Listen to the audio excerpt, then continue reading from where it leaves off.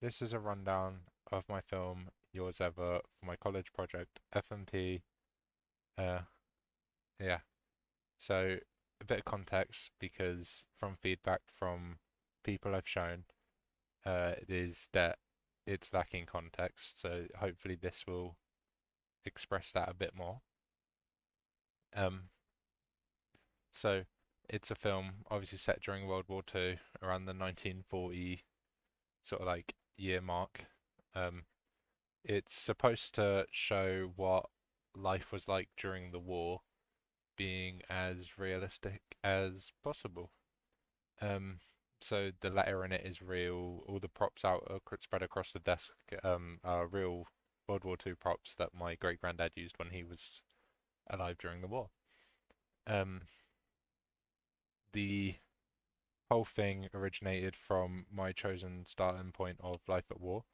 I went with this starting point because I had originally believed the starting point of the project to be life and narrowed it down to this, um, and ended up working through with this.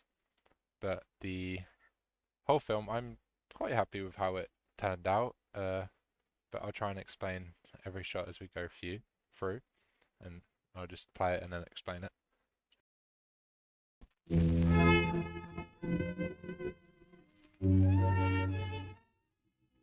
Dearest loved one, These shots are supposed to be a establishing shot to show the setting of where she is in her like 1940s home in the desk, writing her letter, which is the start of the story and the start of the travel of the letter. you ask to be forgiven if you have ever done anything unkind. There is nothing to forgive. You have always been to me all and more than I expected. You have shown acts of These overly few shots for the first scene of the film are just a pan and cuts across the desk to show the props that were laid out across them, and like these are mostly just to show what life was like back then as they're real props. And like this was the biggest way of me showing it without being like blatantly telling it to you. So it was a much more subtle way of doing it. kindness, both to me and others, that you shall be remembered for as long as earth gives me a home. I hope that someday I shall be able to return them by kind word and loving acts. This bit where the music raises and the audio of the narration sort of like quietens down is because originally I'd planned for the video to be about a minute long. So I had told my actors to make their narrations about a minute long. But because of the fact that I liked so many of the shots from the first scene when filming them, I extended it out a little bit longer, which meant I had to try and drag out their narrations a little bit longer. To try and make this work, I added these little gaps where it was like breath gaps and like story gaps to emphasize the story, where the music just gets louder and adds a bit more scenery to the film. And overall, I kind of like the way it turned out. You are meant for me. When you go down river, I want, if it's not too much trouble, you to keep a journal so that when you come back, if you ever should, while trotting your grandchildren on your knee, you can look over the time when you were a soldier. You are all the sweet things rolled up in one. I really do not like the way that transition turned out. I feel like it could have been done so much better, but given the time frame I had, I couldn't figure it out. I did try multiple different ways of doing it, but I didn't like any of them. And this one worked the best in the sense that my actress was wearing jeans, which is a fault on my behalf and should have planned ahead for it. Um, but this transition just meant that her legs were always out of shot, meaning the jeans weren't seeable and the audience doesn't then know this. You're like a plaintive melody. This map was like the whole starting point of the project because I knew I wanted to do some form of animated transition. Though not originally like this, it was going to be more of a advertisement transition. I did try multiple different ways of doing this and started off with more of a advertisement way with hand drawn, like the map being drawn out in front of you. But this way, with using Cinema 4D, just looked so much more professional and cleaner, and just worked so much better.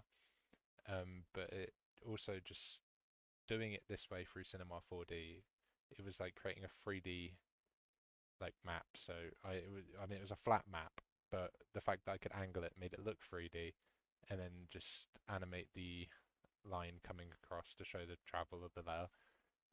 But then I could just guide the cameras the same way you would film like a normal shot from any other shot in this video. That never lets me.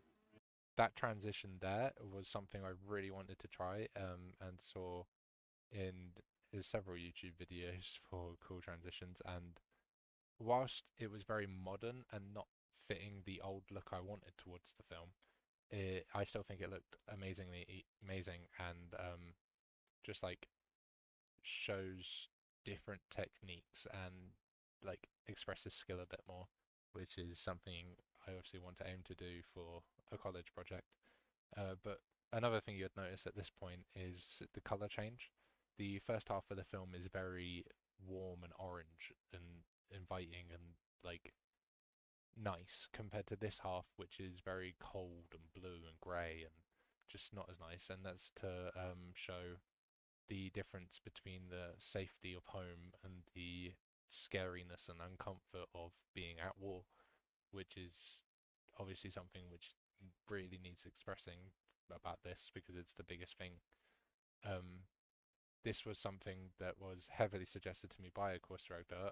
I had started tackling it myself, but he just kept implying to emphasize it more and more and give it more of that faded look. But overall, I'm really, really happy with how the color turned out, and using all the cold color corrections and vignette and stuff like that to give it this nice, perfect look I was going for. But yeah. I don't want you to have the blues anymore. If you do what you think is your duty to both God.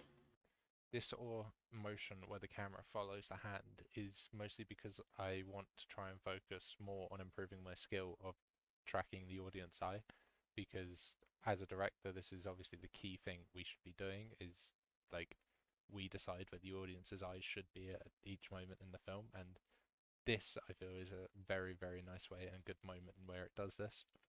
And man, you can do no more. Yours ever, Lizzie. And there's yours ever, a title suggested from a classmate actually, which I believe works actually really well and ends off the film, and each scene in it all expressed very happily, and I'm very happy with the outcome.